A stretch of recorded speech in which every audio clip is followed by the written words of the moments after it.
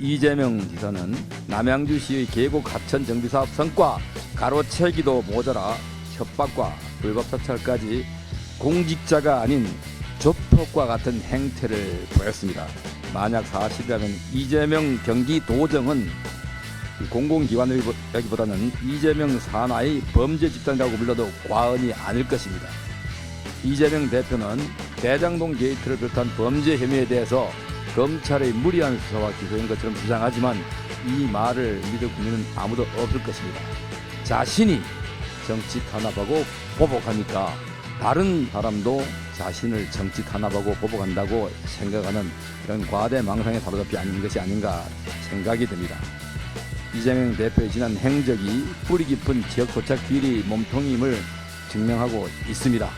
아니 땐 굴뚝에 연기나지 않습니다. 썩을 대로 썩은 부패한 권력은 아무리 감추려 해도 감출 수가 없습니다.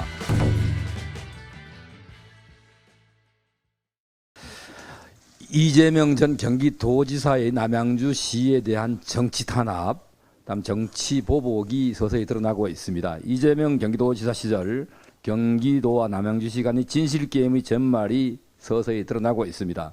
경기도의 남양주시 위법 감사 의혹 사건 수사를 최근 경찰이 재개했다고 합니다.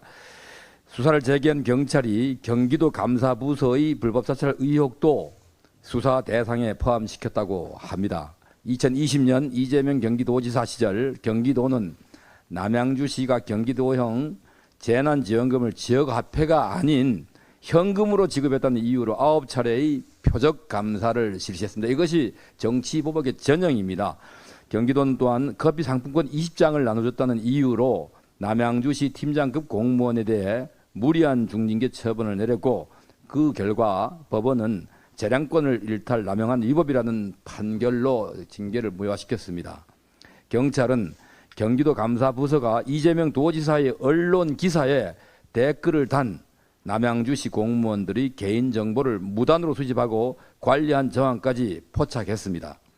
감사부서 관계자들은 이재명 도지사를 비판한 댓글을 단 이들을 불러 정치적 의도가 무엇이냐, 일부러 이재명 지사가 여론조사 1위로 올라선 날에 맞추어 댓글을 달았냐 등의 말로 몰아세우고 윗선을 대라며 겁박같이 서슴지 않았다고 합니다. 이재명 지사는 남양주시의 계곡 하천 정비 사업 성과 가로채기도 모자라 협박과 불법 사찰까지 공직자가 아닌 조폭과 같은 행태를 보였습니다. 만약 사실이라면 이재명 경기도정은 공공기관이라기보다는 이재명 산하의 범죄 집단이라고 불러도 과언이 아닐 것입니다.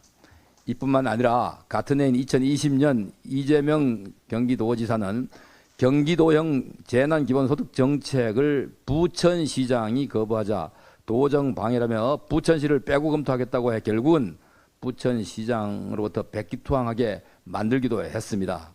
이재명 대표는 대장동 게이트를 비롯한 범죄 혐의에 대해서 검찰의 무리한 수사와 기소인 것처럼 주장하지만 이 말을 믿을 국민은 아무도 없을 것입니다. 자신이 정치 탄압하고 보복하니까 다른 사람도 자신을 정치 탄압하고 보복한다고 생각하는 이런 과대망상에 사로잡히 아닌 것이 아닌가 생각이 듭니다. 이재명 대표의 지난 행적이 뿌리 깊은 지역 토착 비리 몸통임을 증명하고 있습니다. 아니 땐 굴뚝에 연기나지 않습니다. 썩을 대로 썩은 부패한 권력은 아무리 감추려 해도 감출 수가 없습니다.